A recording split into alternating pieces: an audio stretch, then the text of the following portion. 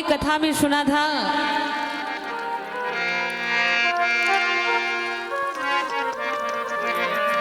गजेंद्र यानी हाथी ने कमल का पुष्प अपनी सूंड में रख लिया और भगवान से प्रार्थना की। तो भगवान ने क्या किया?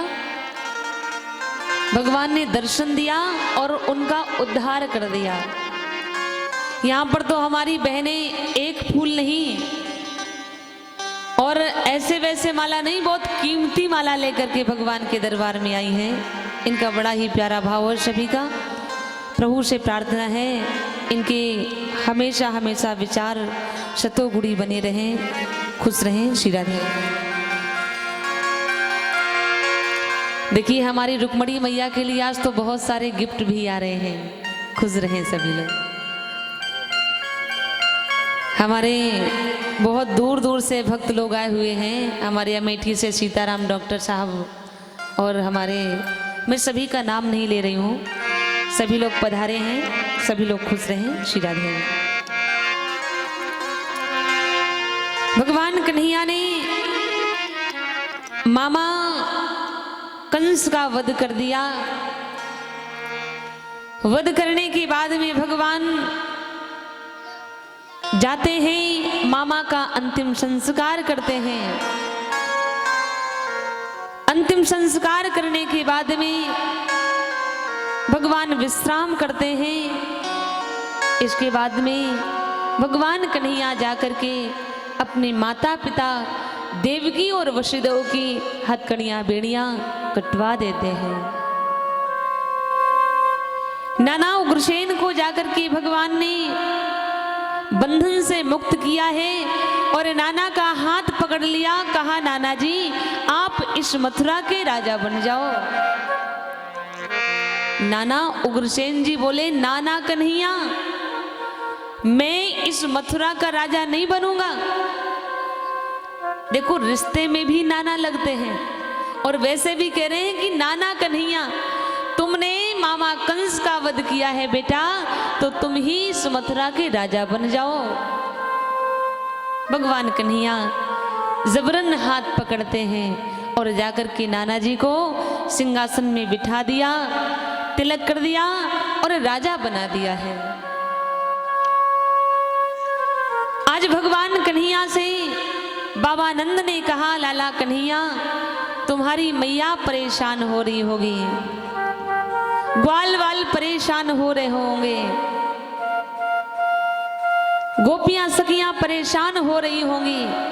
बेटा चलो अब तुमने मामा कंस का वध भी कर दिया है, देवकी वसुदेव की हथकड़ियां बेड़ियां कटवा दी हैं, उग्रसेन को राज सिंहासन में बिठा दिया है, अब चलो।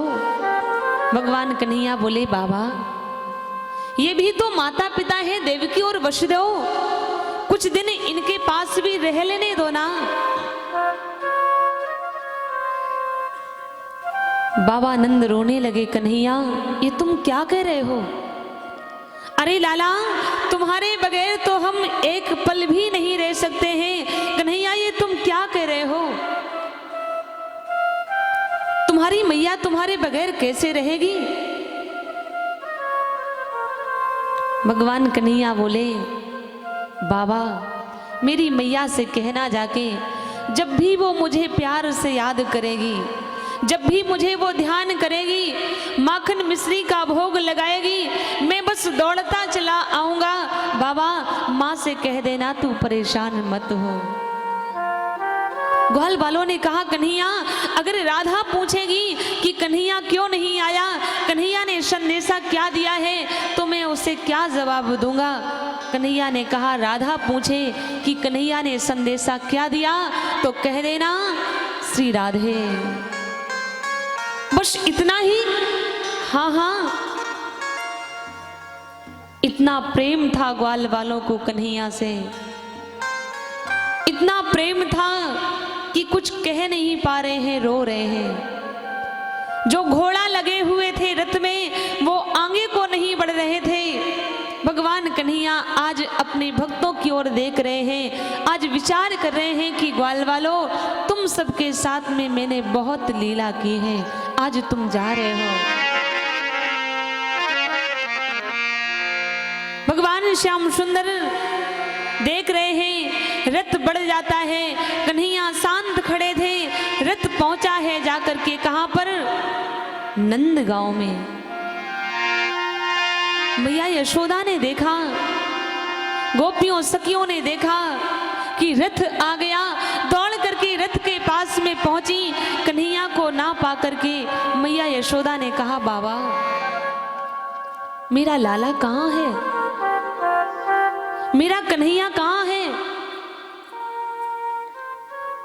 बाबा नंद रोने लगे, बोले अरे यशोदा, मैंने तो सोचा था कन्हैया नंद नंदन है, वो वसुदेव नंदन निकला, मैंने तो सोचा था कन्हैया यशोदा नंदन है, वो तो देवकी नंदन निकला।